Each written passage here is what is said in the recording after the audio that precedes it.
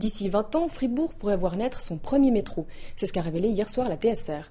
Un métro du type du M2 lausannois, entièrement automatisé et en grande partie souterrain, c'est ce qu'ont présenté hier soir les transports publics fribourgeois au comité de l'agglomération.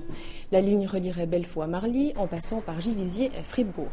Cet avant-projet, appelé MAF, Métro Agglomération Fribourg, serait le plus grand projet jamais réalisé dans le canton. Et bien sûr, il a un prix, 750 millions de francs.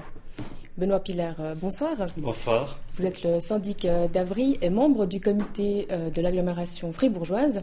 Alors hier, on vous a présenté ce projet. Comment a réagi le comité ? Alors d'abord une précision, les TPF ont présenté le 23 avril ce projet à une délégation du comité d'agglomération dont je faisais partie puisque je suis donc dans le dicaster de la mobilité au sein de l'agglomération. Donc hier soir, il n'y a pas eu de présentation. Le comité de l'agglo n'a donc pas connaissance de ce projet. Nous n'avons pas encore de dossier non plus. Alors, lorsque vous avez quand même découvert ce projet, pour le coup, comment vous l'avez accueilli ? Alors, c'est un projet innovant, c'est un projet intéressant, mais qui doit bien sûr maintenant être inscrit dans le cadre du développement global de l'agglomération. Vous savez que l'agglomération fribourgeoise s'occupe de l'aménagement, de l'environnement et de la mobilité. Donc, ce projet est une partie et doit s'inscrire comme un projet faisant partie de ce concept global que nous développons. Et en voyant ce projet, est-ce que vous avez l'impression qu'une agglomération de 60 000 habitants aurait besoin d'un métro de cette envergure ?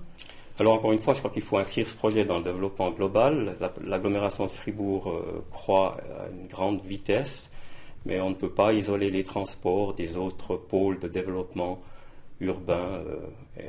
Ça doit faire vraiment partie d'un concept. Et dans ce concept, le métro aurait sa place ? Il faut qu'on étudie le projet. Dès qu'on aura plus d'informations, on pourra prendre position. Alors le prix a son rôle là-dedans, 750 millions de francs. L'agglomération ne pourra pas payer ce montant. Qui est-ce qui pourrait le payer ? Alors le prix est une chose, c'est vrai que ça correspond à 10 fois la capacité financière d'investissement de l'agglomération. Mais je crois qu'avant de parler de prix, il faut vraiment voir les besoins et étudier le concept global.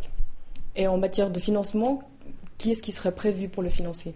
Alors, il n'y a pas de réponse aujourd'hui tant qu'on n'a pas vraiment étudié le dossier. Alors aujourd'hui, évidemment, il est encore hypothétique ce projet. Quelles sont donc les prochaines étapes clés ?